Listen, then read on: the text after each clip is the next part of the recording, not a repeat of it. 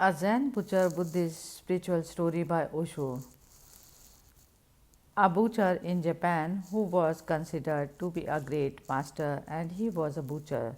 The whole day he was cutting animals and selling meat. That was his business. One Buddhist scholar could not believe that this man was thought to be a saint. He was simply a scholar.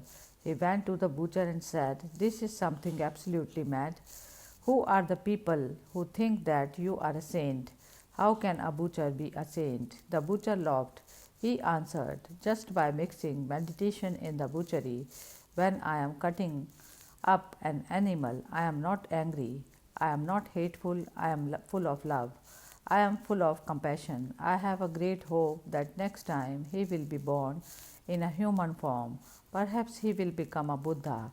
With all my blessings, I am sending him on a new journey, releasing him from this prison.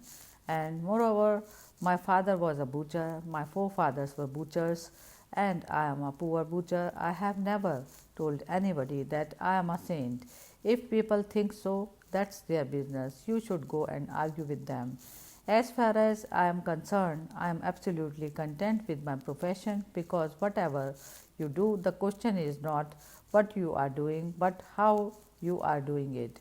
The question is not the act, the question is the consciousness with which the act is being performed. Yes, I am killing animals, but I know that they will be killed anyway. If I am not killing them, somebody else will kill them, and he will not kill them with such love, with such compassion. How can I leave this profession? These animals are going to be killed. If I don't kill them, somebody else will kill them, and he is not going to kill them with such meditation, with such love. So I would be leaving these poor animals in the hands of some butcher. I cannot do that. If I am going to be thrown into hell or for being a butcher, that is acceptable, but I cannot leave these poor innocent animals in the hands of somebody who knows nothing of love. Can you see the point of this butcher? It is a very subtle. He is ready to suffer in hell if that is going to be the consequence of his actions, but he cannot leave these poor animals in the hands of somebody who will simply kill them and not even bother about what is he doing. He said, "I am so concerned with these animals and I love them so much, I cannot leave them in somebody else's hands. Whatsoever happens to me, that I am ready to face."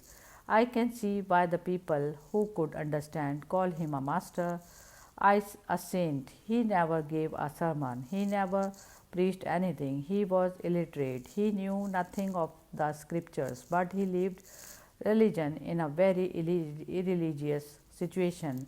That's something tremendously important. He lived religion in something which is very irreligious, and yet he managed to live religiously.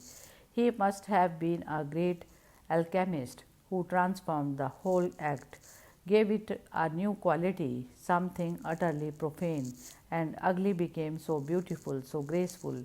It is said that his fame spreads far and wide, and people started coming to see him while he was cutting up animals.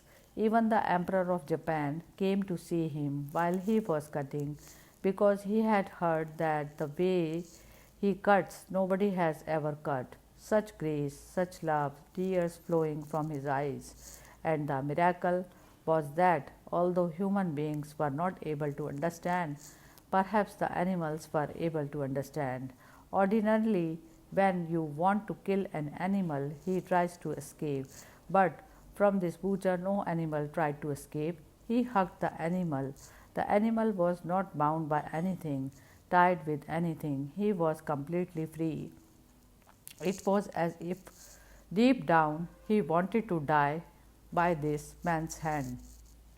And the emperor asked one thing about the knife that he used to kill the animals. The knife looked so shiny as if it had just been sharpened. The emperor asked, "Do you sharpen your knife every day. He said, "No, this is the knife my father used, and his father used, and it has never been sharpened. But we know exactly the points where it has to cut the animal, so there is a minimum of pain possible. Through the joints where two bones meet, the knife has to cut through the joint, and those two bones that meet there go on sharpening the knife. And that is the point where the animal is going to feel the minimum pain. For 3 generations, we have not sharpened this knife. A butcher sharpening a knife simply means he doesn't know his art. He used the word art. He doesn't know the art, and he doesn't know how to do it lovingly. The butcher, revered as a saint by some, lived amidst an occupation deemed far from the realms of spirituality, yet his mastery wasn't in the profession he held but in the consciousness he brought to his actions. His spiritual significance lay not in a sermon preached of scriptures memorized, but in the depth of love and compassion he infused into his everyday butchery. The essence of his spirituality lay not in abandoning his trade, but in transforming it through the purity of intent and the depth of the consciousness. He didn't merely wield a knife, he embraced each animal with love and tenderness, seeing beyond the immediate act of cutting to the journey that awaited the souls released from their physical forms. For this butcher, his work was a meditation and offering of hope and release for the souls of the animals. His hands, though engaged in an act society often deemed cruel, were guided by an unparalleled grace and compassion. Every cut was an expression of love, every animal's journey a sacred transition.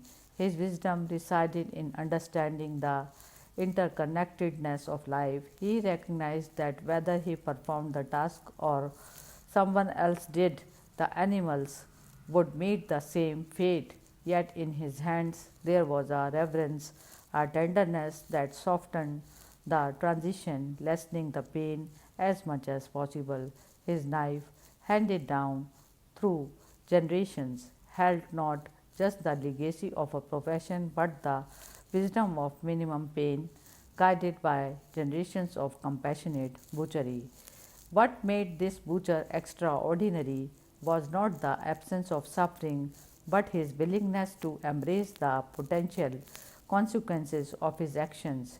He was ready to face any consequence, even hell, if it meant not leaving these innocent beings in the hands of someone devoid of love and understanding. In the eyes of many, he wasn't merely butchering animals, he was weaving a narrative of compassion in a seemingly irreligious setting. His actions spoke volumes about the transformative power of consciousness. He sanctified the profane, infusing it with grace and beauty. His presence drew even the emperor, who witnessed not just the act of cutting but a symphony of love and compassion expressed through every movement. The animal, it is said, didn't resist, they surrendered willingly to his touch, sensing perhaps the depth of love in his intention. His knife passed down through generations held an edge honed not by a sharpener but by the tender joints where minimum pain could be ensured, a testament to his ancestral wisdom and love driven craftsmanship. This story doesn't beckon us to embrace butchery, instead, it invites us to introspect on our own actions and intentions. It challenges us to infuse every aspect of our lives, no matter how mundane or perceived, as unspiritual, with love, mindfulness, and compassion. It reminds us that spirituality is not confined to temples or rituals but resides in the intention and consciousness with which we navigate our existence. It is about transforming the ordinary into the extraordinary through the sheer power of love and compassion. The spiritual significance of this story resonates in its timeless message. Every action, when performed with love and consciousness, becomes a gateway to the divine.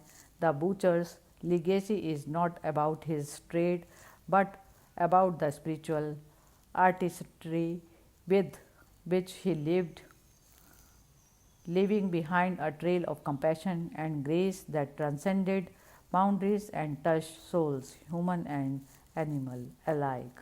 Hari Om Tat Sat.